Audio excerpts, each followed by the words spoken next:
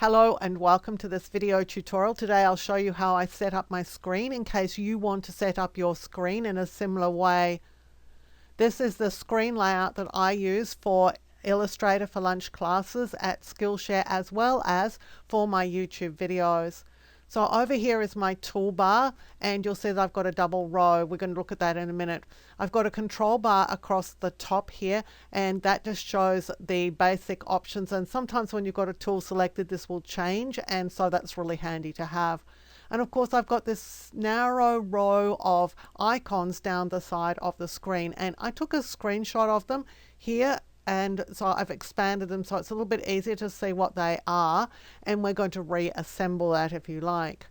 So to start off with, I'm going up here to my Illustrator for Lunch workspace, which is the one I'm using. That's what it looks like. I'm going to Essentials, so that's going to zero everything out, and let's see how we would build up a new Illustrator for Lunch workspace.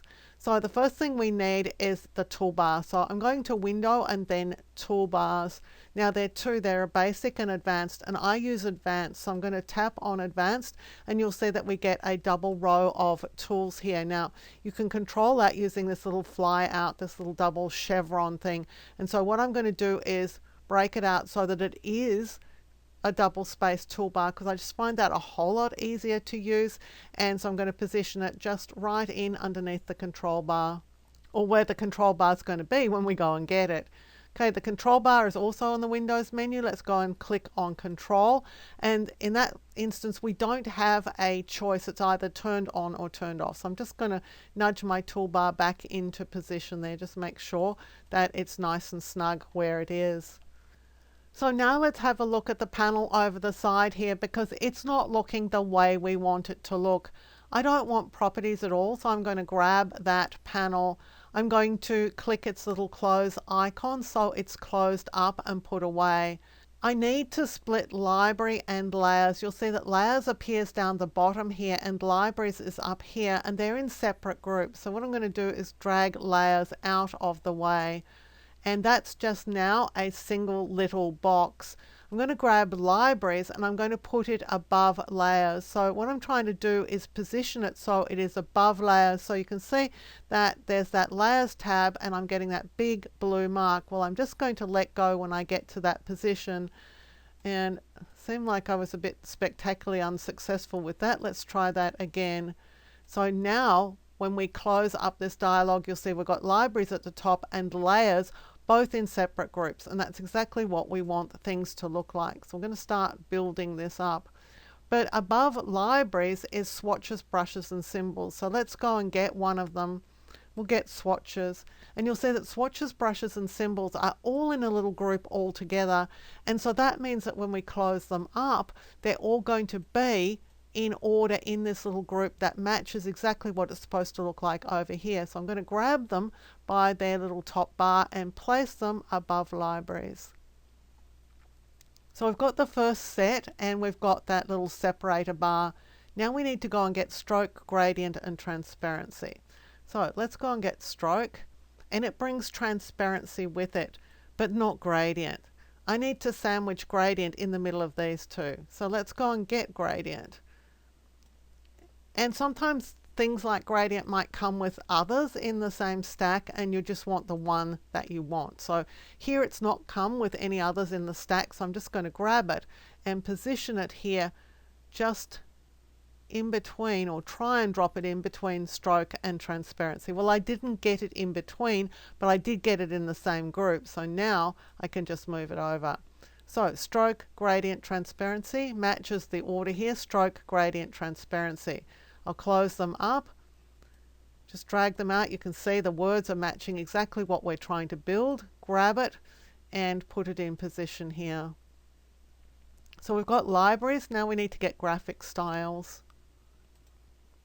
and it's in a group all by itself. That's fine. So let's just stretch it out and let's go and drop it into position. It goes after libraries. So let's just put it after libraries, just checking our separators are there. Then transform, align and pathfinder.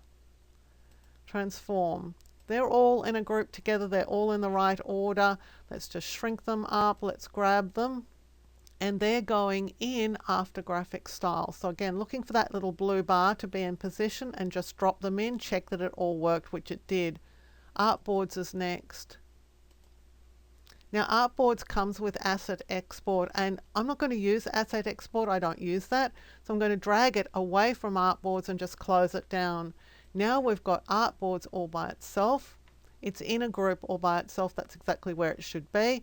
It needs to go in after Pathfinder. So let's just pop it into position. Next thing is Color Guide. Now it comes with color. We don't want color, so we're just going to drag color away and close it up. Here's Color Guide. And we're just going to drop it into position under the Artboards and above Layers. So we've got Color Guide layers. We only need appearance and color. Well, we do need color. I didn't look far enough ahead, but let's go and get appearance first.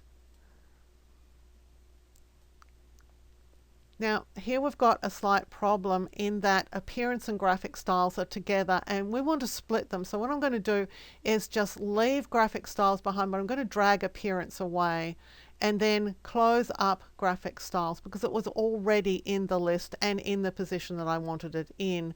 Let's close up appearance and it's going in after layers.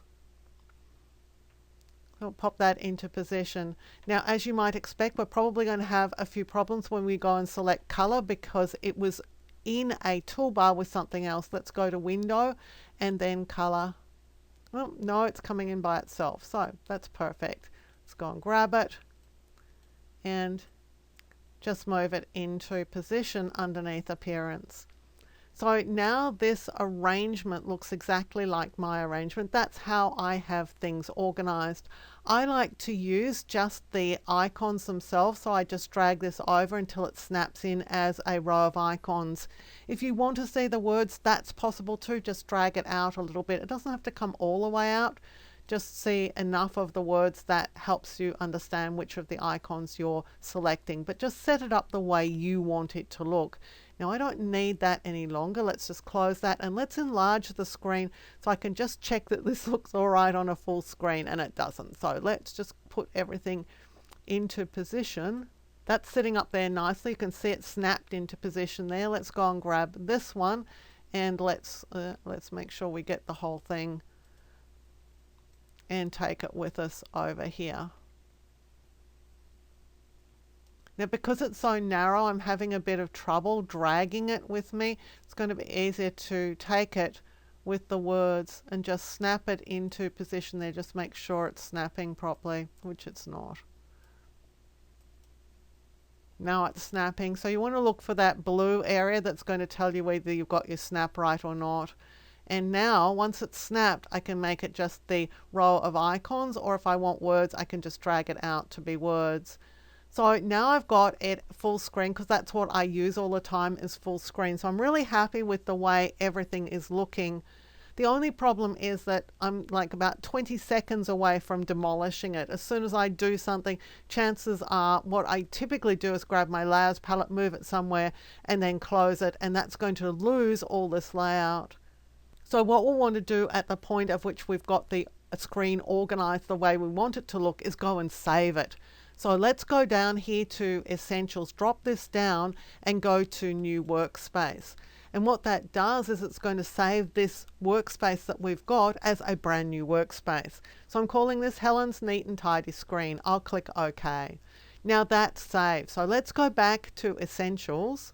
Well, Essentials looks exactly the same. And the reason for that is because we've mixed up Essentials. We've destroyed Essentials. If you want Essentials back the way it was, go to Essentials and choose Reset Essentials. And this is the Essentials layout that we built ours from. So let's go now and select Helen's Neat and Tidy Screen. And when I select that, you'll see that it goes back to this nice, neat and tidy arrangement that we had. Now, if I go and grab the layers palette and do what I do all the time and just drag it out of the way, then I've destroyed this layout. And if I close it from here, you'll see it's no longer where it should be over here. If I want to get back to my Helen's Neat and Tidy Screen the way I just planned it to look, I'll select here and choose Reset. And you'll see here that layers has popped back into position. So if you want your screen to look like mine, particularly when you're doing my classes, say on Skillshare or trying to follow me on YouTube, that's the way my screen is set up, and so you can set up your screen to match. Hope this video has been of help to you. Please, if it was of help to you, give it a thumbs up, hit the subscribe button and the notification bell, and you'll be alerted when new videos are released. Until next time, my name's Helen Bradley. Thank you so much for joining me here on my YouTube channel.